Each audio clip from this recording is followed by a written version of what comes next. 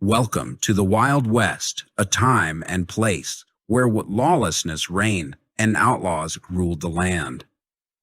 Among those outlaws was a man whose name terrified all who heard it, Tom Horn. As a cold-blooded killer, Horn is feared by both outlaws and lawyers. In this video, we'll take a closer look at Tom Horn's life and crimes and explore his brutal legacy.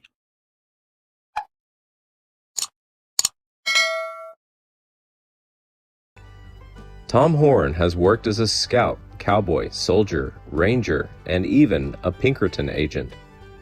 However, it was his eventual career as a hired killer in Wyoming that made him one of the Wild West's most notorious figures. That year was 1860, in the eastern countryside of Northern County, Scotland, Missouri. Thomas Horn Jr., known as Tom, was born to Thomas S. Horn Sr. and Mary Ann Maricha on their family farm.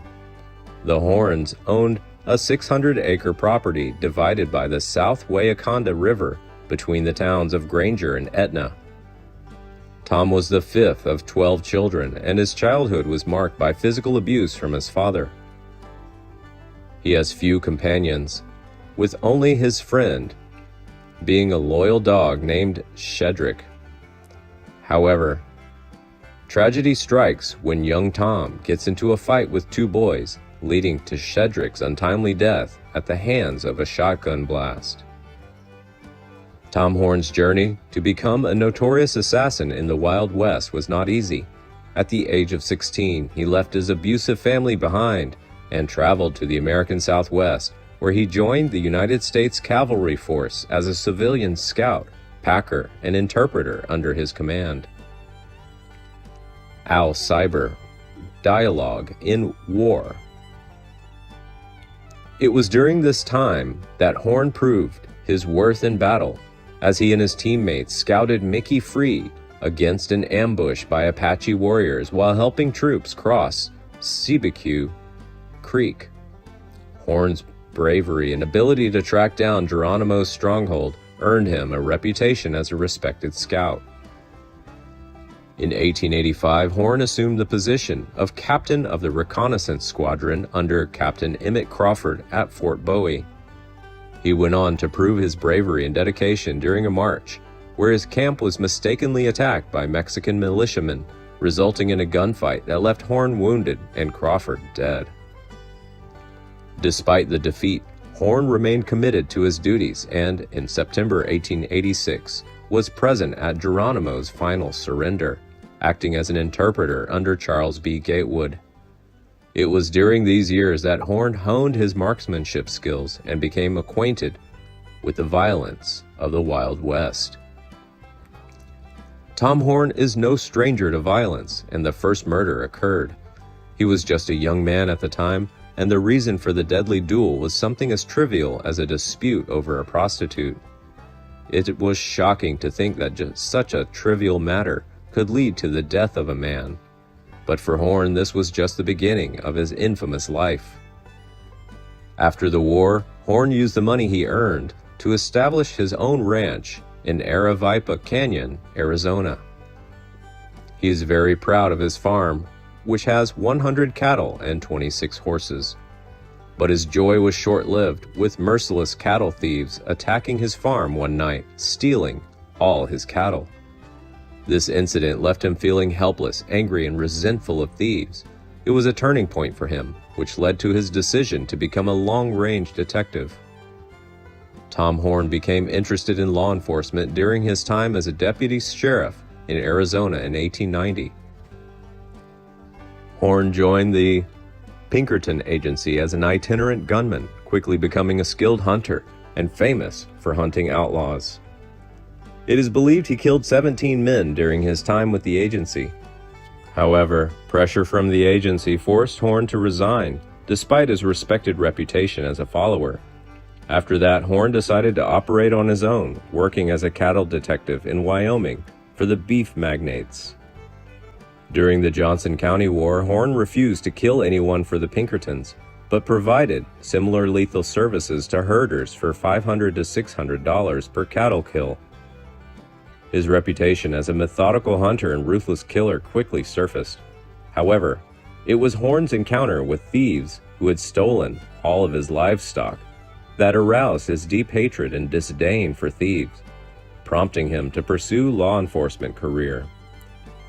Tom Horn's life took a new turn in 1898 when he left Wyoming and went to Tampa, Florida to work as a packer during the Spanish War. But after only a few months, he was discharged from the hospital with malaria. He moved back to Wyoming and continued making firearms for hire. In 1900, he adopted the alias James Hicks and was hired to stop the rustling of cattle in Browns Hole, Colorado. Horn boasted of his success, writing in a letter, "I stopped stealing cows for a summer," after he killed 2 local ranchers and scared the rest of the cowherds away. While Horn was working in Iron Mountain, Wyoming, in July 1901, he visited the family of Jim and Dora Miller, cattle ranchers. Jim Miller is not related to the notorious criminal from Texas of the same name, but he's had a long-standing dispute with Kells Nickel, his neighbor, over Nickel's decision to bring sheep into the Iron Mountains area. Horn meets Gwendoline M. Kimmel, a young teacher at Iron Mountain School, who has the support of both Miller and Nickel families. Horn confided in Kimmel stories of his adventures, and they spent time fishing and shooting with several of the Miller family men, including Victor Miller, who was about Horn's age. The Millers and Nichols were the only families with children in school, and Kimmel was warned about the long-standing feud between the two families. A few days later, on July 18th, Willie Nickel, the 14-year-old son of sheep ranchers Kells and Mary Nickel, was found murdered near the gate of their home. A major investigation has been started to find the killer. On August 4th, Kells Nickel was shot and wounded, and about 60 to 80 of his sheep were found shot or beaten to death. Nickel's 2 young children reported seeing 2 men, one in pink and the other in gray, riding on Jim Miller's horses. On August 6th, Deputy Sheriff Peter Warlamont and Deputy U.S. Marshal Joe LaForce arrived at Iron Mountain and arrested Jim Miller and his 2 sons, Victor and Gus, on suspicion of shooting Kells Nickel. They were jailed on August 7th but released the next day. The Kells Nickel shooting investigation has been added to the original Willie Nickel murder investigation. Deputy Field Marshal Joe LaForce has been searching for Tom Horn since the murder of 14-year-old Willie Nickel.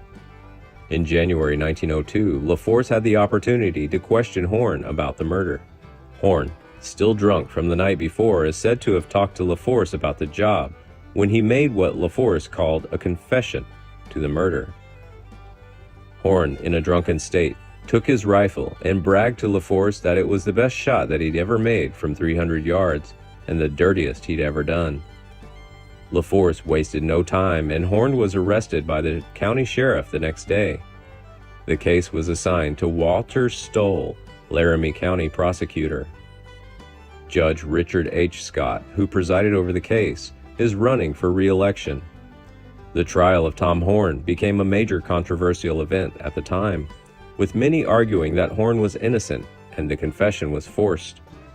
However, the evidence against Horn was overwhelming and the prosecution was confident in their case. Despite Horn's claims of being drunk in his confession, he was found guilty on October 23, 1902, with the Wyoming State Supreme Court denying a new trial for him. The sentence was death by hanging. Tom Horn was one of the few people in the Wild West to be hanged using water-powered gallows, known as the Julian Gallows, designed by James P. Julian, a human architect. Cheyenne, Wyoming, in 1892. The machine worked by pulling a button-release lever in the water tank, causing the counterweight lever to lift up and open the trap door. It was on this gallows that Horn ended his life of crime in Cheyenne. Even in his death, Horn refused to reveal the names of those who hired him in the feud. He was buried in the cemetery Columbia in Boulder, Colorado on December 3, 1903. Only rancher Jim Cobble paid for his casket and a stone to mark his grave. It was a bleak and lonely ending for a man whose life was shrouded in mystery and controversy.